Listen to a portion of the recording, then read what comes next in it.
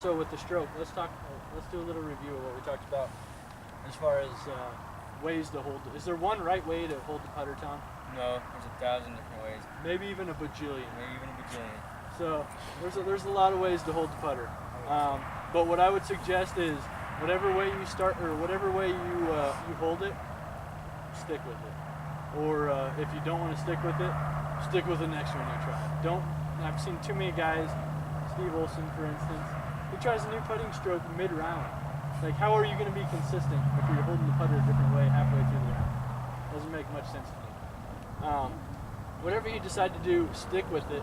And as far as practicing and getting more consistent with putting, get a chalk line, get some alignment rods, some clubs will work the same as alignment rods, just for visualization. Because, like I said earlier, if you can visualize it, and trying to match your stroke up with your eyes, you got a lot better chance to hit your spot or hit your target.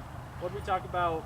We talked about ways maybe that you might be set up where you think it, but the ball keeps doing something funky where you don't expect it to go that way.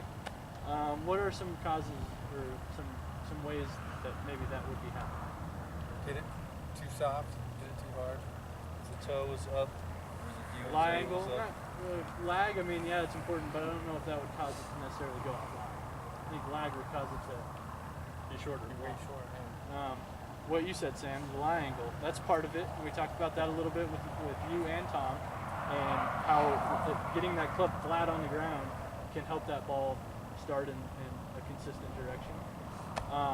We talked about it a little bit with you, Justin, as far as path and club face relations, just like we talked about on the driving range, and how, if your stroke's a little inside, you could have a chance to push it to the right, or conversely, if your stroke is maybe too straight back or outside, you might pull them a lot to the right. Ball position, what you asked about earlier, Dad, same thing.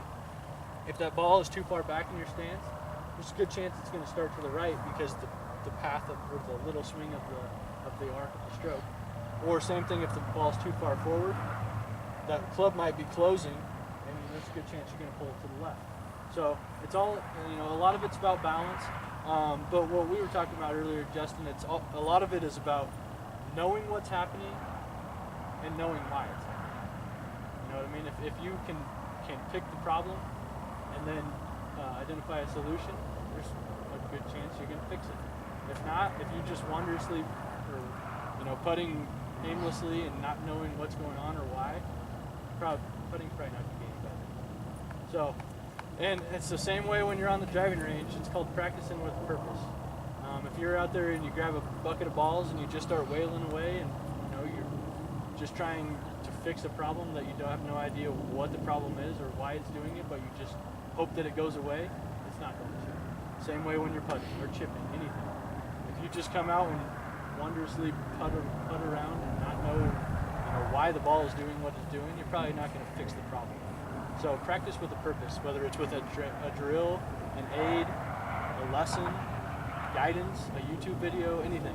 I mean, some of a YouTube video is not going to be able to identify the problem, but if you already have the problem figured out, the YouTube video might be able to help you solve the problem. So keep that in mind as you're going forward. I think that's about all we really talked about. I know we got some aids and some drills that we can practice with. Comments, questions, concerns before we call it.